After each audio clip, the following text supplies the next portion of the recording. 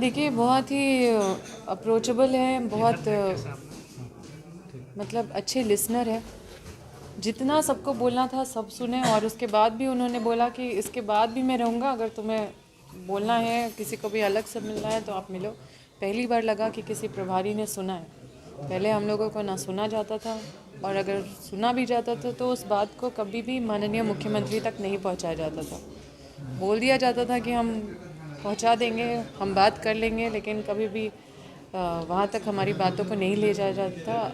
पर अभी जिस तरह से सारा बातों को इकट्ठा करके और आगे की रणनीति तय की गई है, हम सभी काफ़ी ऊर्जावान हैं और काफ़ी पॉजिटिव हैं कि आगे आने वाले समय में बहुत अच्छे से उनके नेतृत्व में हमारी पार्टी आगे बढ़ेगी। तो अम्बा ने क्या कहा?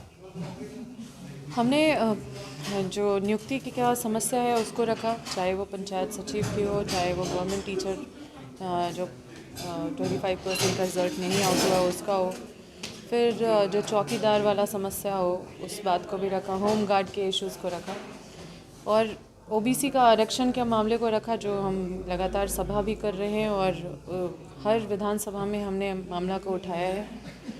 और एक तरह से हम लोग को कमेटी की तरह बना दिया गया है, जिसमें ओबीसी में मैं भी सदस्य हूँ। विस्थापन का समस्या को रखा है और उनको बताया कि हमारे कई ऐसे ज़िला हैं जिसमें विस्थापन के इश्यूज़ होते हैं, जिनकी लड़ाई हम लड़के हम लोगों का विश्वास मत पा के आते हैं। तो उस पर भी बहुत गंभीरता हमारे प्रभारी दिखाएं, और उसके लिए भी कमेटी बनाए है, उसमें भी मैं हूँ। मैंने तो 40 मिनट अपना बात रखा है, तो कई सारी बातों को रखा है और सबको अपने कंफर्ट के हिसाब से बोलने का मौका दिया गया।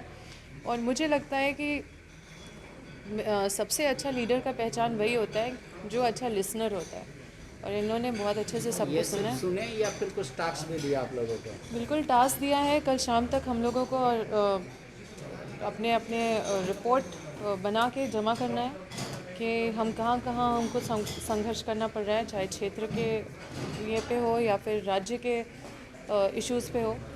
तो फिर उसको उन्होंने बोला है कि हम पहले पूरी तैयारी कर लेंगे, उसके बाद माननीय मुख्यमंत्री जी से बात करेंगे।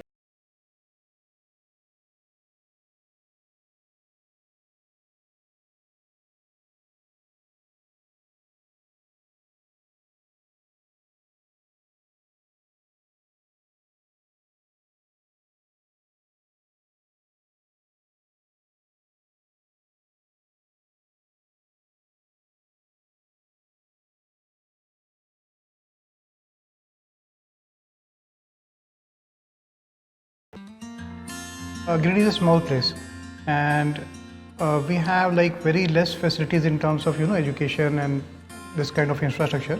It came to our mind that basically there should be good opportunities for the students of Girirdi, those who are leaving the town and going outside for studies, their higher studies and their education.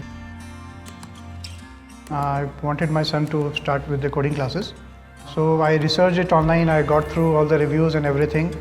Then I got in touch with the White Hat representatives, and I was very happy with the progress and all how he was doing. So then I thought that why not to implement it in our school so that all the students are able to learn this thing. I started coding because we can make our thoughts real. We can interact with the computer. White Hat Junior is helping me to create a web browser.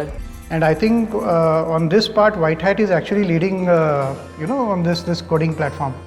It is definitely a very good platform and one should implement in every school.